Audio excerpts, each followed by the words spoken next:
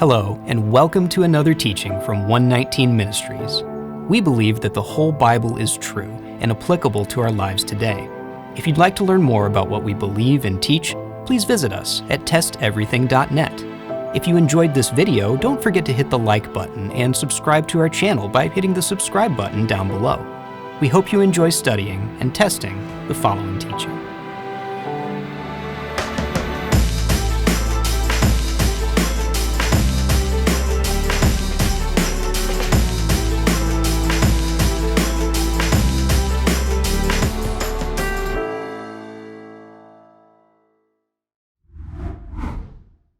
Welcome back to our study on the book of Daniel. In our last teaching, we covered Daniel chapter 10, where Daniel received a vision after 3 weeks of mourning. The angel who brought him the vision explained that he could not have done so without the aid of another angel, Michael. The vision took a hard physical toll on Daniel, and the angel strengthened him several times in order to get him through the experience. In this teaching, we're going to cover Daniel chapter 11, which describes most of the vision that Daniel received. In chapter 11, Daniel learns about the new kingdom of Greece that's going to replace the kingdom of Persia. In particular, he learns much more about the Greek king Antiochus Epiphanes and what he will do to Jerusalem. Let's start in verse 1. Daniel 11, verse 1. And as for me, in the first year of Darius the Mede, I stood up to confirm and strengthen him. This first verse continues the train of thought from the end of chapter 10. In the last verse of chapter 10, the angel that appeared to Daniel said, "There is none who contends by my side against these except Michael, your prince." Here, at the beginning of chapter 11, this angel says that he had assisted Michael in the first year of Darius the Mede. This would have been 2 years earlier, which was when Persia conquered Babylon. The Persian king Cyrus released the Jews from captivity and allowed them to return to their land. Since Michael is the angel who protects Israel, it seems reasonable that Michael would have wanted Persia to conquer Babylon so that they could set Israel free. It may be that these two angels had assisted the Persians in their conquest of Babylon. While the Persians had initially been a great help to the Jews, at this point in Daniel's life, the Persians were actually preventing the Jews from building the temple. This is the time period described in Ezra chapter 4.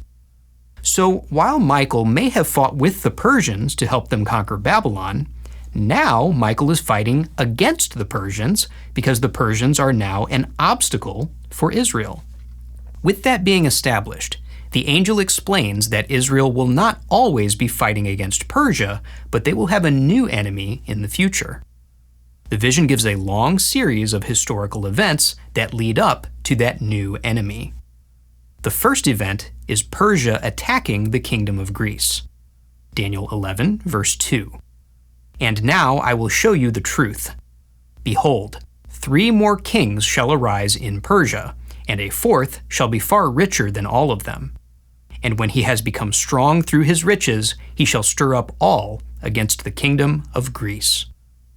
We know from history that this 4th king was Xerxes I, who led a massive military campaign against the Greeks in 480 BC. This campaign was a huge failure. Even with all of their military might, the Persians could not successfully control the Greeks' land. In the end, Xerxes was forced to retreat in disgrace, but the Greeks never forgot about how the Persians tried to conquer them. From this point in verse 2, we jump forward about 150 years to get to the events of the next verse. Daniel 11, verses 3 and 4. Then a mighty king shall arise, who shall rule with great dominion and do as he wills. And as soon as he has arisen, his kingdom shall be broken and divided toward the 4 winds of heaven, but not to his posterity, nor according to the authority with which he ruled.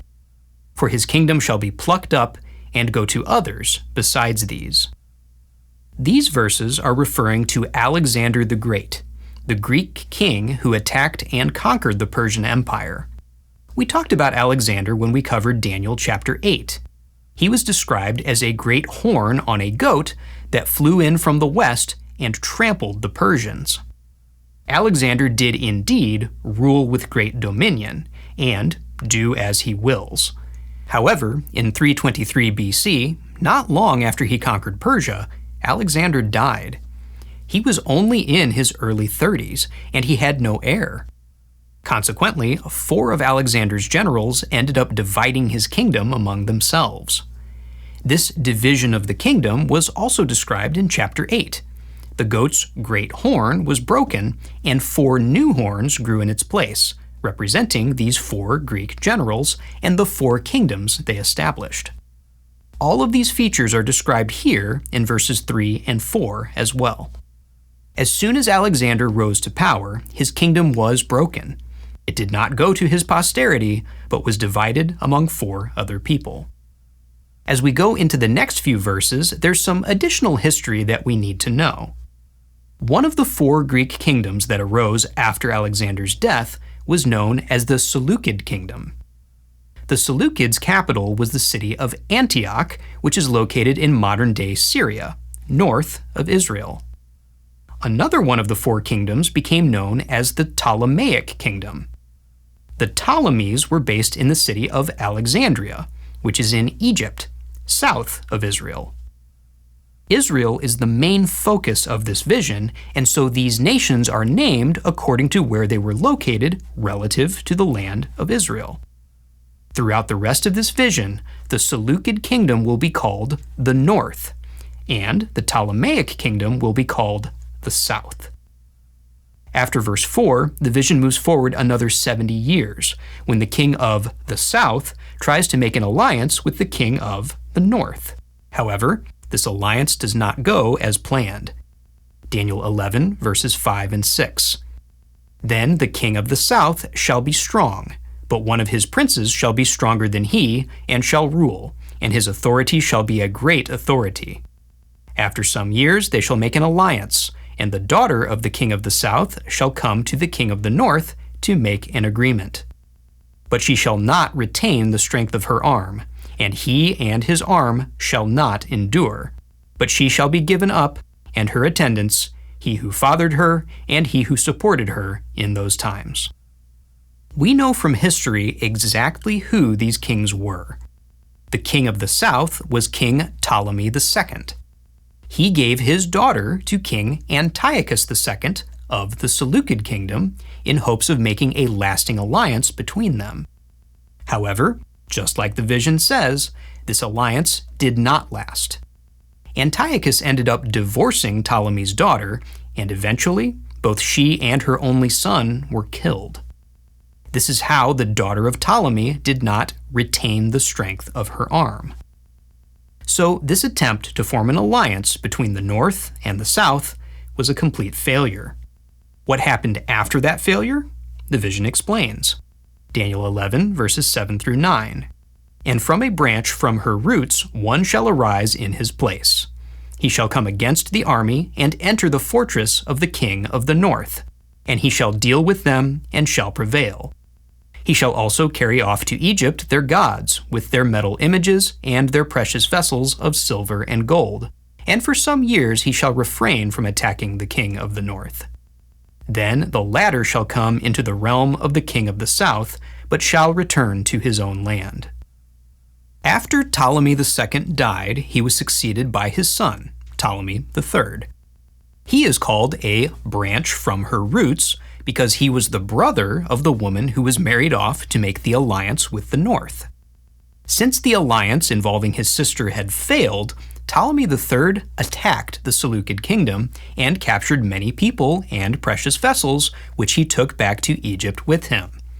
Again, everything transpired exactly as this vision says. After Ptolemy's victory, the conflict between the North and the South subsided for a little while, but as the vision explains, these two kingdoms would go on to fight for generations. Daniel 11, verses 10 through 13. His sons shall wage war and assemble a multitude of great forces, which shall keep coming and overflow and pass through, and again shall carry the war as far as his fortress. Then the king of the South, moved with rage, shall come out and fight against the king of the North. And he shall raise a great multitude, but it shall be given into his hand. And when the multitude is taken away, his heart shall be exalted, and he shall cast down tens of thousands, but he shall not prevail. For the king of the north shall again raise a multitude greater than the first. And after some years he shall come on with a great army and abundant supplies. There's a lot going on in these verses, but once again, it all lines up with history.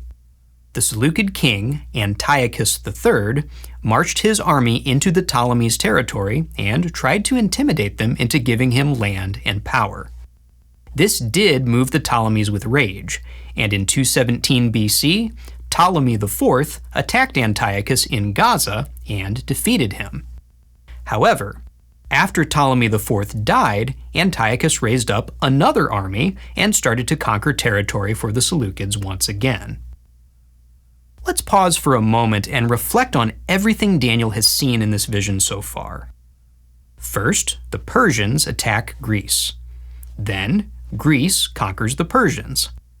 Then, Greece divides into 4 smaller kingdoms, including the north and the south, and these kingdoms fight with each other for many years. We might ask, why is any of this important to Daniel?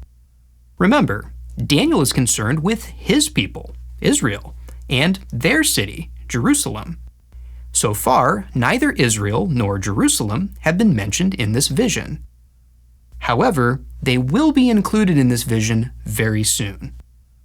Jerusalem was located directly between the kingdoms of the north and the south, and it was only a matter of time before this conflict would involve Israel too. We're about to see how they got involved and what happened to them as a result. Let's continue. Daniel 11, verses 14 through 16. In those times many shall rise against the king of the south, and the violent among your own people shall lift themselves up in order to fulfill the vision, but they shall fail. Then the king of the north shall come and throw up siege works and take a well-fortified city. And the forces of the south shall not stand, or even his best troops, for there shall be no strength to stand. But he who comes against him shall do as he wills, and none shall stand before him. And he shall stand in the glorious land, with destruction in his hand. In 200 BC, Antiochus III successfully captured the city of Sidon, which was renowned for being very well fortified and difficult to capture. This was the well-fortified city mentioned in verse 15. After that, Antiochus soundly defeated the Ptolemies at the Battle of Panium, which granted him control over Gaza. Gaza is part of the land of Canaan, so Antiochus did indeed stand in the glorious land, as it says in verse 16. One thing that is a bit of a mystery is what it means in verse 14 when it says, "The violent among your own people shall lift themselves up in order to fulfill the vision." It's not clear what vision is being spoken of here, or how these violent Jews were attempting to fulfill it. The historian Josephus records that the Jews welcomed Antiochus and supported his army with provisions while he was fighting against the Ptolemies, but there's no mention of these Jews being violent or of them having a vision. Perhaps historical details will emerge at some point that will clarify this part of the prophecy. But aside from that, we can find all of the details of verses 14 through 16 in the historical records that describe Antiochus III. Daniel's vision continues to detail the acts of this same man. Daniel 11, verses 17 through 19. He shall set his face to come with the strength of his whole kingdom, and he shall bring terms of an agreement and perform them. He shall give him the daughter of women to destroy the kingdom, but it shall not stand or be to his advantage. Afterward he shall turn his face to the coastlands and shall capture many of them, but a commander shall put an end to his insolence. Indeed, he shall turn his insolence back upon him. Then he shall turn his face back toward the fortresses of his own land, but he shall stumble and fall, and shall not be found. This part sounds complicated, but the historical record makes it much more clear. In 197 BC, Antiochus made a treaty by marrying his daughter to Ptolemy V. This treaty temporarily ended the war in the south, So Antiochus moved his armies northwest and tried to conquer the coastland that we today know as the country of Greece. However, the Roman commander, Glabrio, intervened and stopped him in his tracks, putting an end to his insolence, as it says in verse 18. In 190 BC, Rome defeated Antiochus at the Battle of Magnesia, and after that, Antiochus withdrew all of his forces from the west. Still desiring to conquer something, Antiochus attacked cities in the east, but he was killed attempting to rob a temple in the land of Elam. This is how he stumbled and fell and was not found, as it says in verse 19. We now arrive at events that significantly affect Israel. Antiochus III had his conquest interrupted. The Ptolemies stopped him in the south, the Romans stopped him in the west, and he died at the hands of the Elamites in the east. However, he had managed to take control of the land of Judea.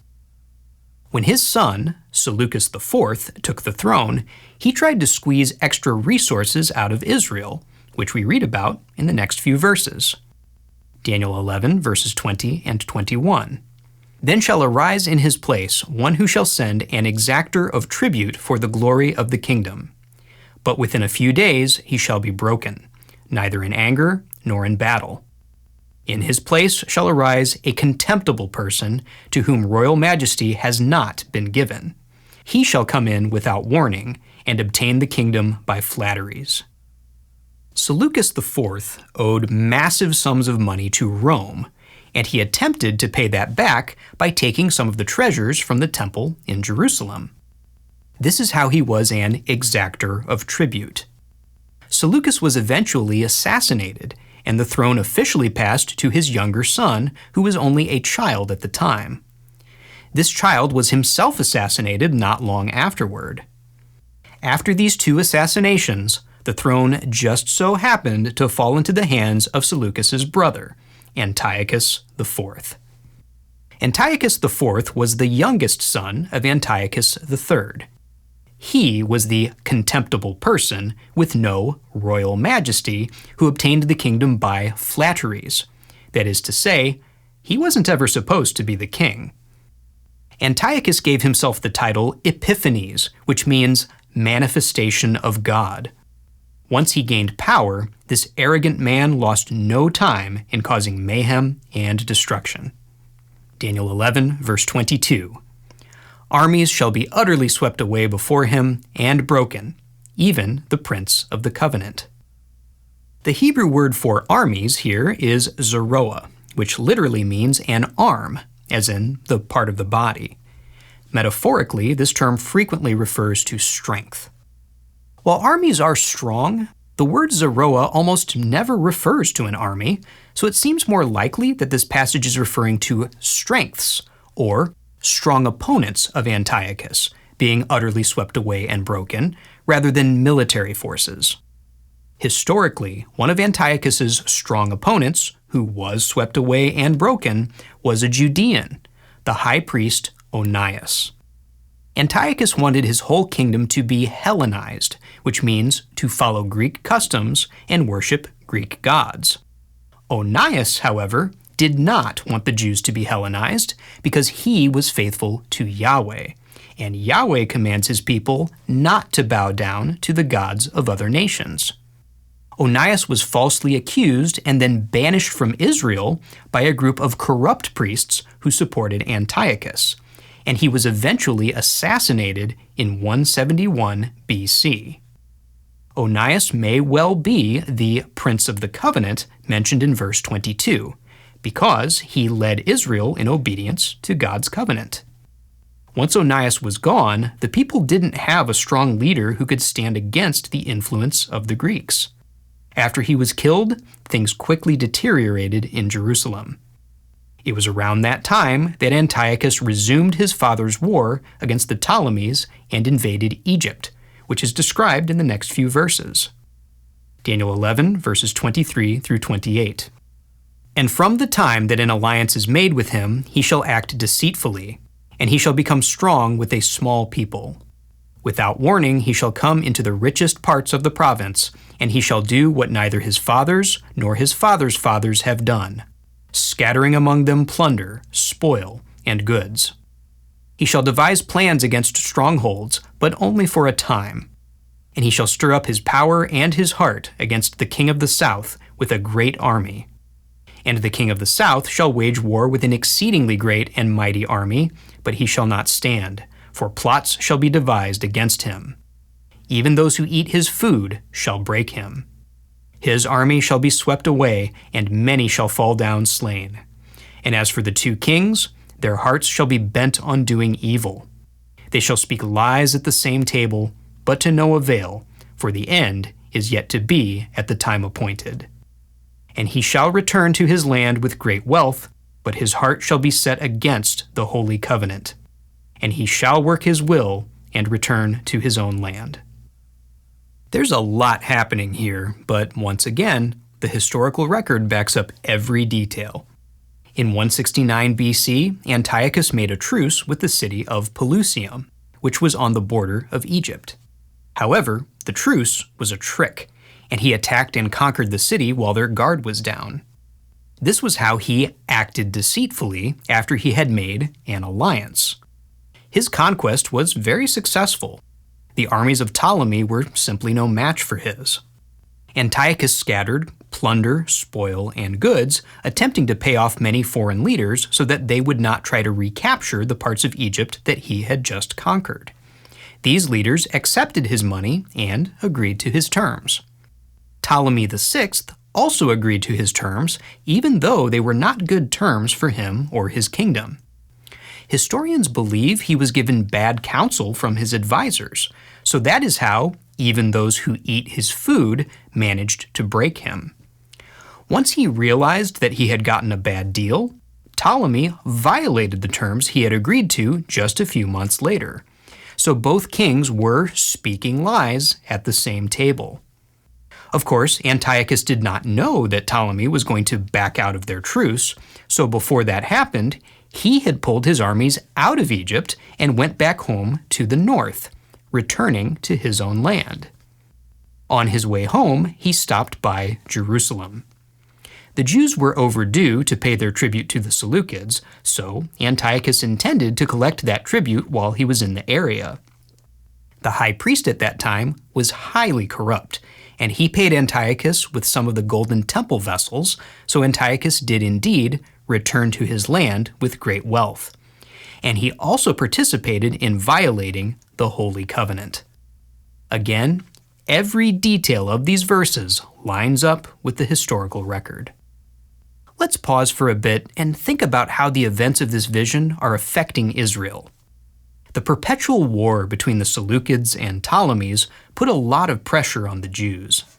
When it looked like Antiochus was going to win, the leadership of Israel tried to curry favor with him. But in so doing, they threw away the things that made them God's special people. They turned away from the customs of their fathers, from the law of God. They started following foreign customs and serving foreign gods.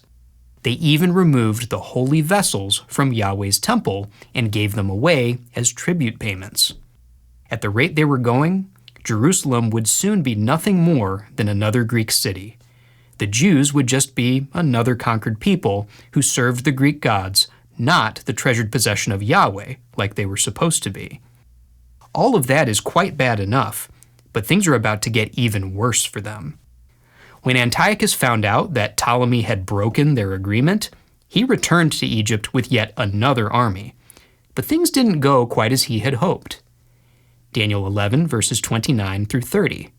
At the time appointed he shall return and come into the south, but it shall not be this time as it was before.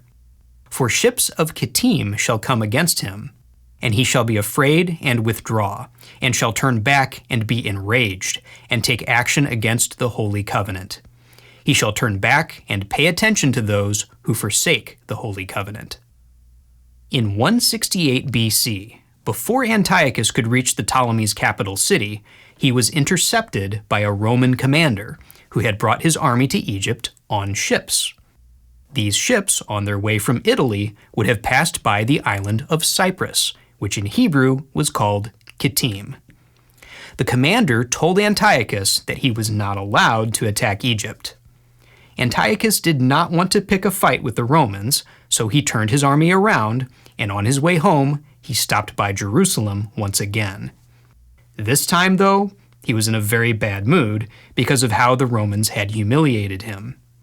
When he saw Jews who refused to be Hellenized, he was filled with rage, and he defiled the temple and brutally persecuted everyone who honored Yahweh.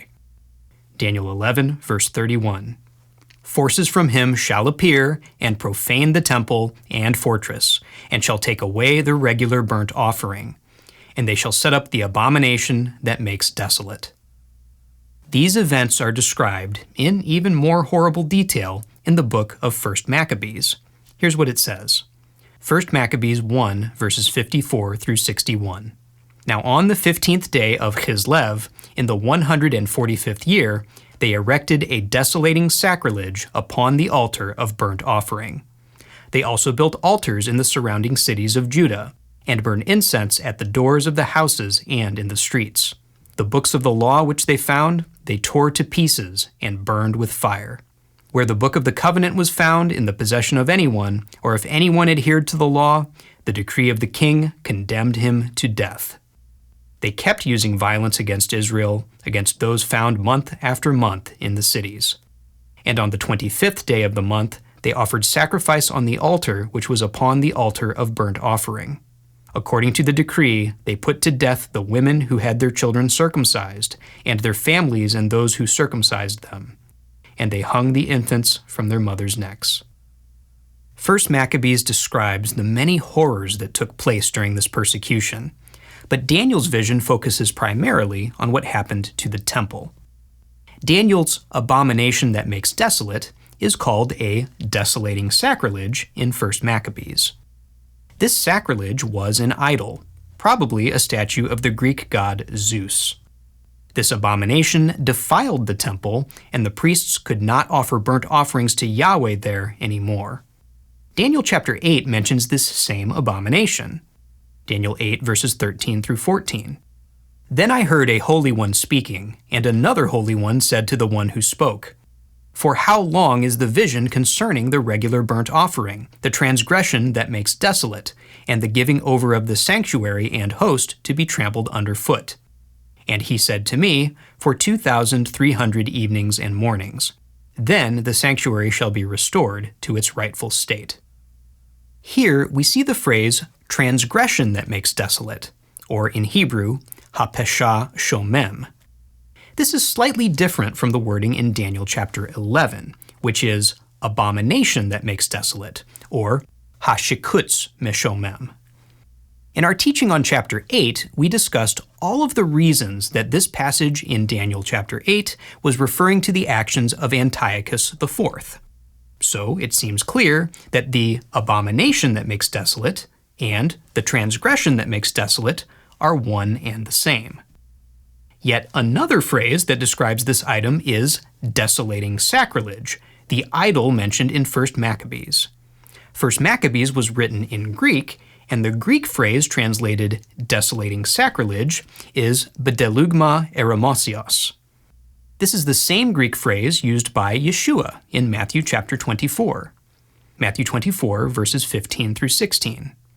So when you see the abomination of desolation spoken of by the prophet Daniel standing in the holy place, let the reader understand, then let those who are in Judea flee to the mountains.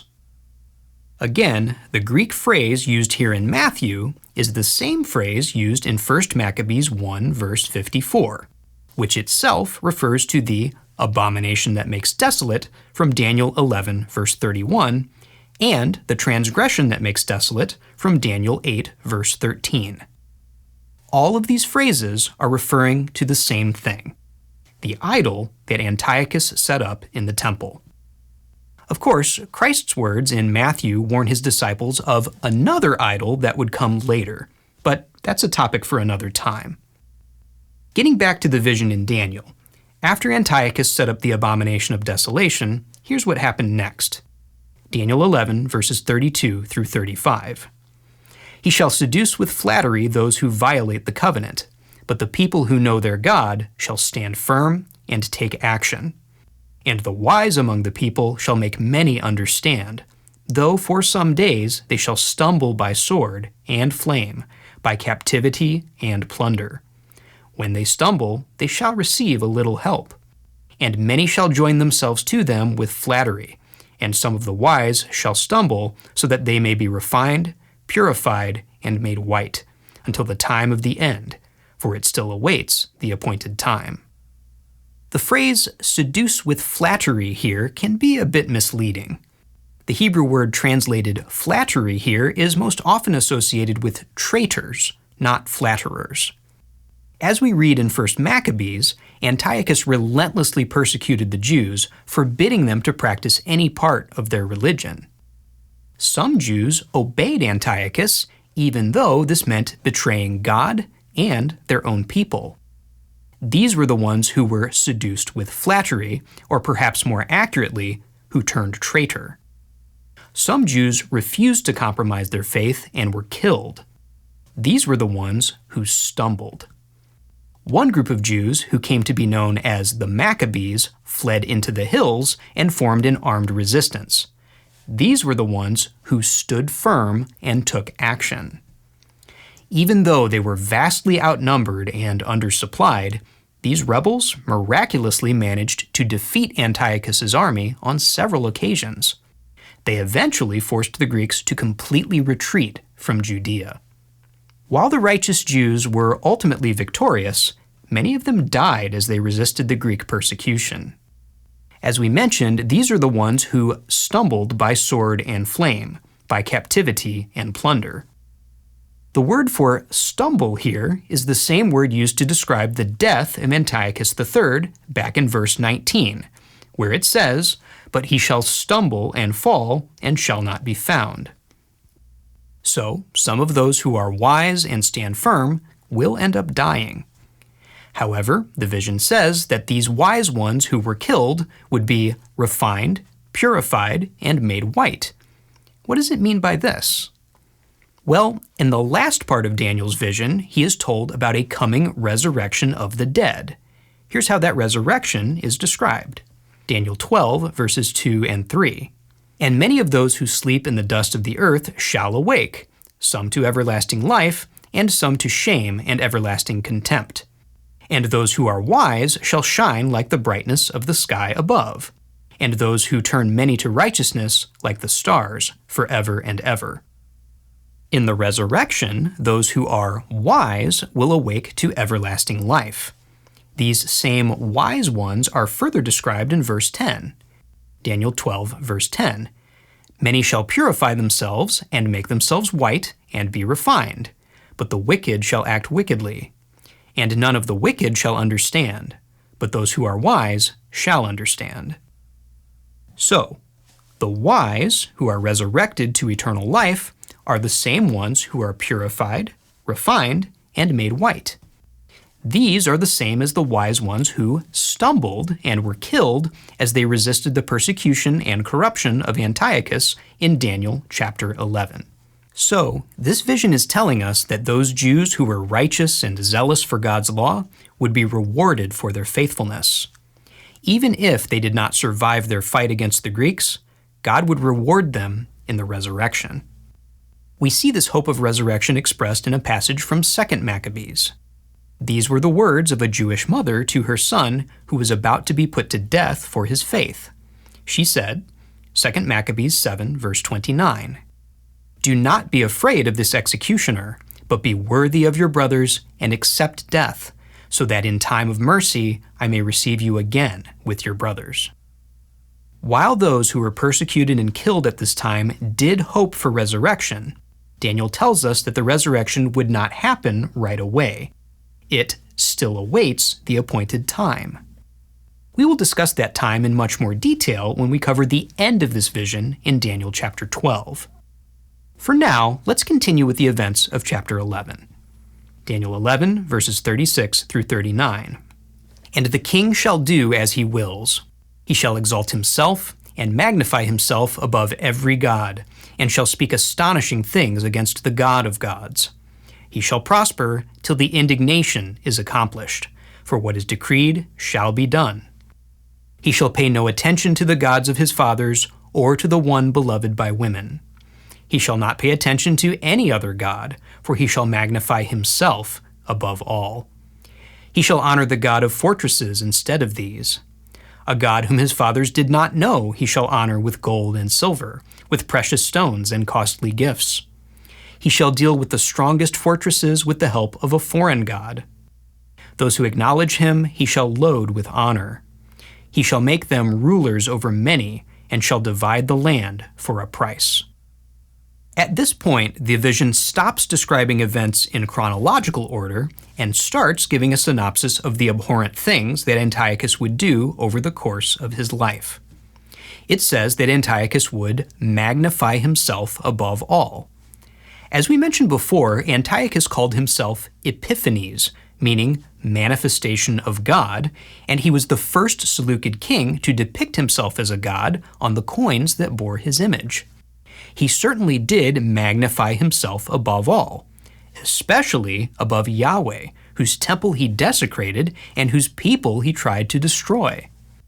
He also performed some unprecedented and bizarre religious rituals, including holding a wedding in which he married a Persian goddess. This may be the way he honored a god with costly gifts that his fathers did not know. When it says he would divide the land for a price, many people take this to mean that he sold off pieces of his kingdom, but actually he did the opposite. Antiochus paid others in order to solidify his control over the various divisions of his kingdom. Throughout this vision, Antiochus has been described as someone who buys influence and distributes wealth among his friends, and this is how he is known in other historical sources also. Just like so much else in this vision, the details in these verses are corroborated by other sources of history. Now we arrive at the most controversial part of the vision. Everything we've covered so far lines up with other historical sources almost to a T. But this next part contains details that some say do not line up with history. Let's read through it and then discuss these supposed discrepancies. Daniel 11, verses 40 through 45. At the time of the end, the king of the south shall attack him, but the king of the north shall rush upon him like a whirlwind, with chariots and horsemen, and with many ships. And he shall come into countries, and shall overflow and pass through. He shall come into the glorious land. And tens of thousands shall fall, but these shall be delivered out of his hand, Edom and Moab, and the main part of the Ammonites. He shall stretch out his hand against the countries, and the land of Egypt shall not escape. He shall become ruler of the treasures of gold and of silver, and all the precious things of Egypt, and the Libyans and the Cushites shall follow in his train. But news from the east and the north shall alarm him, and he shall go out with great fury to destroy, and devote many to destruction. And he shall pitch his palatial tents between the sea and the glorious holy mountain. Yet he shall come to his end, with none to help him. Critics say that there is no record of the Ptolemies attacking Antiochus IV after the persecution in Jerusalem, much less that there was a giant battle on land and sea that Antiochus won, as Daniel seems to describe here. Furthermore, we aren't told in any other sources about any alliance between the Seleucids and the Libyans or the Cushites. Because of these supposed historical inconsistencies, some have argued that Daniel 11 gives a false prophecy. Others argue that this part of the vision must be referring to somebody other than Antiochus IV, maybe even somebody in the future. So, are these critics right? Is this part of the vision irreconcilable with the facts of history? Well, let's address the second idea first, the idea that this part of the vision is referring to someone other than Antiochus IV. It's hard to imagine how that could be the case. Every detail of this vision from these verses has lined up perfectly with the life and actions of Antiochus Epiphanes. from the way he came to power, to his style of rulership, to his unprecedented religious policies, to the way his conquest of Egypt was halted by the Romans, to the way he defiled the temple in Jerusalem, every single detail from verses 20 to 39 has matched the historical sources that describe Antiochus IV. When we reach verse 40, we are still talking about this same king, the king of the north. There's no other Seleucid king who fits the description given here. Some say this must be a description of a king still in our future, but that just doesn't seem possible. The Seleucid kingdom was conquered by the Romans and is long gone. We shouldn't ever see another Seleucid king again. The only person, past or future, who could reasonably fit into these verses is Antiochus IV. So that brings us back to the first idea, that this part of Daniel is simply wrong. Did this vision get every single one of the details correct until just the last few? Do verses 40 through 45 give a false prediction? Well, no, they don't. The details in these verses that seem to contradict history can actually be easily accounted for. Let's first consider the alliance between the Seleucids and the Libyans and Cushites. While it's true that we don't have external attestation to such an alliance, it's entirely possible that such an alliance existed and it simply was not recorded by the other historical sources. Many things have happened that historians either didn't know about or didn't think were worth writing down. So it's not terribly concerning that this particular detail is not mentioned in other sources. That detail by itself doesn't discredit this part of Daniel at all. And given how many other details this chapter of Daniel has gotten right, there's little reason to doubt the accuracy of this one. Next, let's consider the other supposed discrepancy, the huge battle between the north and the south. That's a much bigger problem. It's not a detail that's so easily dismissed. The Roman historians wrote extensively about the military campaigns of the Seleucids and Ptolemies. They described the nature of the treaties that were made, the movements of their troops, and especially the locations and outcomes of their battles. It's these very records that give us confidence in the accuracy of so much of the rest of Daniel chapter 11. It's hard to imagine that these historians, who paid so much attention to the details of the battles, would neglect to mention a huge battle between these kingdoms in which tens of thousands were killed. That's not the kind of detail that they would be likely to miss. So why does this vision seem to predict a battle that never happened? Well, the answer is that the battle did happen, and we do have other historical records of it.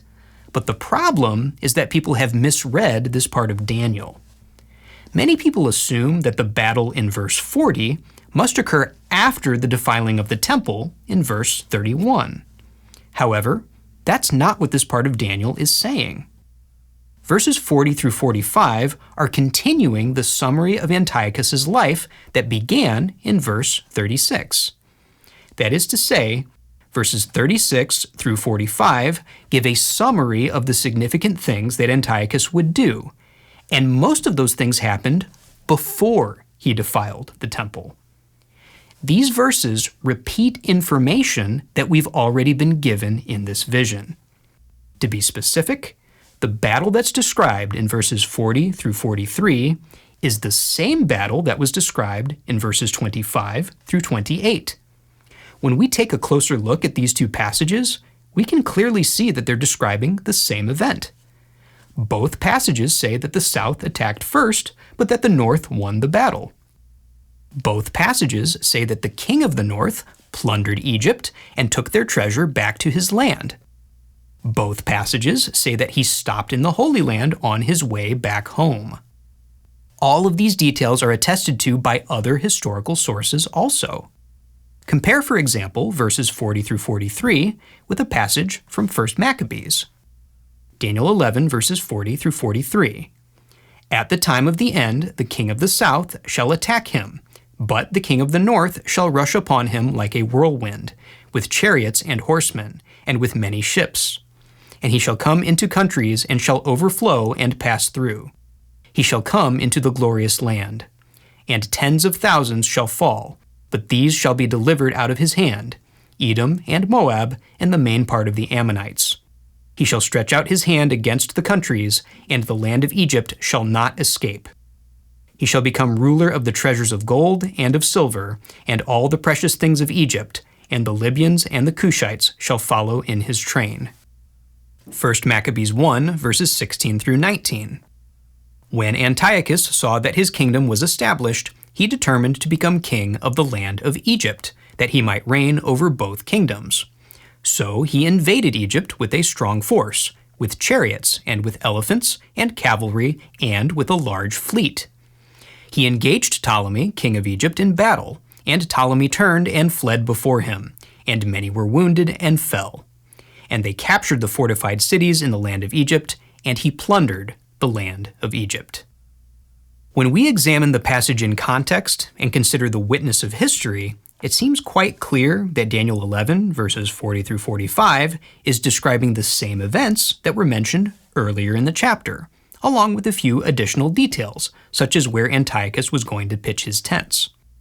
These verses do not conflict with history at all. In fact, they line up with history perfectly.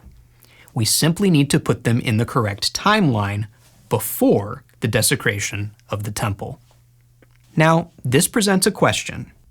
Why is this information being repeated? Why would the vision tell Daniel about the same battle twice? Well, in short, the information from verses 36 through 45 was very important for the generation who actually encountered Antiochus. They needed to know to watch out once Antiochus IV became king, and especially once he conquered Egypt in a giant battle, because after that, it wasn't long until he came for Jerusalem. This information was repeated to emphasize the things that the people needed to watch out for. So let's quickly recap the history that's described here in Daniel chapter 11. Verse 2 describes the Persian king Xerxes attacking and angering the Greeks in 480 BC. Verses 3 through 4 describe the Greek king Alexander, who attacked and conquered Persia, but who died in 323 BC, leaving his kingdom to be split into 4 parts. Verses 5 through 6 describe the early days of 2 of those parts, the Seleucids and the Ptolemies. Around 252 BC, kings Antiochus II and Ptolemy II attempted to make a treaty through marriage, but that treaty fell apart. Verses 7 through 9 describe how, because that treaty failed, Ptolemy III attacked the Seleucids and conquered a fair amount of territory. Verses 10 through 19 describe the rise of the Seleucid king Antiochus III, who, between the years of 212 and 197 BC, managed to avenge the losses of his father and take back land from the Ptolemies, including the land of Judea. Verse 20 describes Antiochus's son, Seleucus IV, who took the throne in 187 BC, attempted to take treasure from the temple in Jerusalem, and was later assassinated. Verse 21 describes how Seleucus's brother, Antiochus IV, came to the throne in 175 BC. Verses 22 through 28 describe how Antiochus battled and defeated the Ptolemies and got them to agree to a treaty, and then collected tribute from Jerusalem, including several vessels from the temple. Verses 29 through 35 describe how Antiochus would return to attack Egypt in 168 BC, but would be stopped by the Roman army and would take out his frustrations on Jerusalem, defiling the temple and persecuting the people.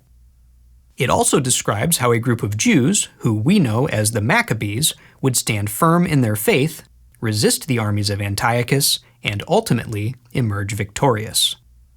Verses 36 through 39 give a summary of the kind of man Antiochus IV would be, how he would consider himself to be a god and have no reverence for the religious standards of his fathers.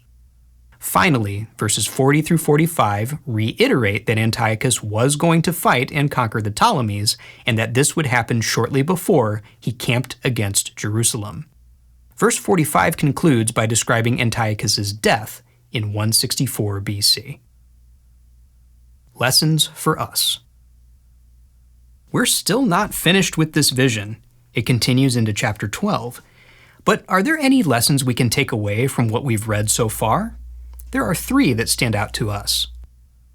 First, this vision places great emphasis on the events of the Maccabean period, that is, the time that Antiochus IV attacked Jerusalem and defiled the temple.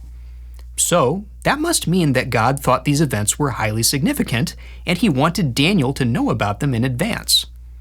Chapter 11 is at least the second time, and possibly the third time, that God has revealed information to Daniel about this particular time period. Perhaps it's worthwhile for us to learn about this time period as well. The events of this time are described in the apocryphal books of 1st Maccabees and 2nd Maccabees, and they are commemorated every year during the Jewish festival of Hanukkah. To be clear, the books of Maccabees are not part of Scripture, and Hanukkah is not a holy assembly. It is not a festival that the Bible requires us to keep. But the history behind these things is mentioned in Daniel, and it is worth remembering. This was a time that God intervened in a powerful way on behalf of his people, and if nothing else, that is certainly worth knowing about. We have a teaching, Moedim Chanukah, that discusses this time period in a bit more detail if you're interested. A second lesson we can take away is just how precisely God knows the future. God foretold every major political decision that the rulers of the Seleucids and the Ptolemies would make. He predicted where they were going to move their armies and what the outcomes of the battles would be. He predicted when and how they would attempt diplomatic relations and how successful those attempts would be. He predicted who would succeed in gaining power and who would lose it. He predicted exactly when certain men would die. So either God knew in advance exactly what would happen, or he intervened in history to cause those exact things to happen. Either way, God's knowledge and power is truly astonishing. As it's written, Psalm 147 verse 5, "Great is our Lord and abundant in power. His understanding is beyond measure." Finally, this chapter of Daniel gives us hope and assurance for the future. In this chapter, God told Daniel about many horrific things that would happen, including deceptions, assassinations, wars, and desolations. As we just mentioned, every detail of this vision became reality, including the desolation of the temple and the killing of many of God's people. But God assures Daniel that, even though these disasters are coming and cannot be avoided, this does not mean that God's people are doomed. He tells Daniel that they will survive this catastrophe, and even those who die, as long as they're faithful, will be rewarded in the end. This sounds very similar to the assurances that Yeshua gave his disciples.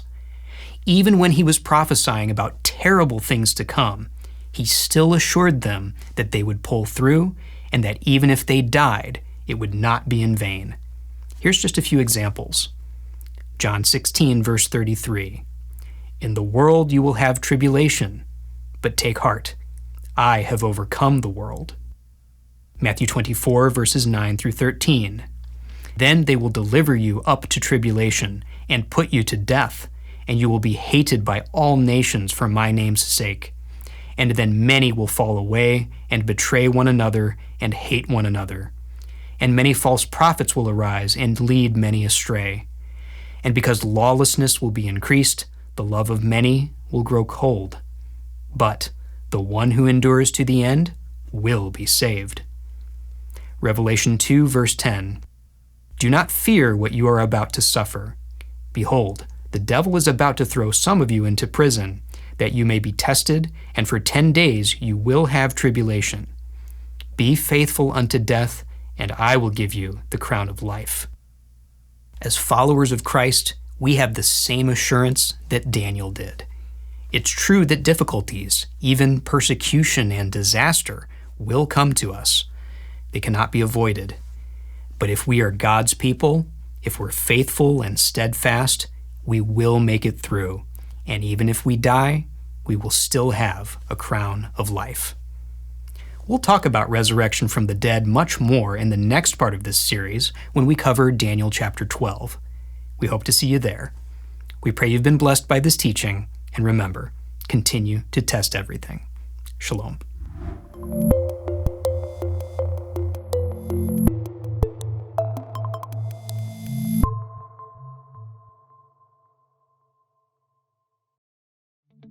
119 Ministries has produced hundreds of biblical teachings, and now you can own all of them on one physical device. We're excited to announce that our entire video library in HD quality is now available on a flash drive. This drive can be plugged into your PC, phone, tablet, or anything else with a USB or USB-C port. The drive also contains written transcripts of our teachings for those who prefer to read rather than watch. Of course, we still offer all of our material for free at testeverything.net, but having a physical copy will allow you to watch our videos anywhere and anytime without the need for an internet connection. Having a physical copy will also ensure that our teachings are available if we are ever removed from video websites, which is a danger that ministries around the world are facing more and more. We want to continue to reach as many people as possible. Now, you might be asking, but what about all the new teachings released every week? Well, in addition to receiving all our past teachings, your purchase comes with free updates for life.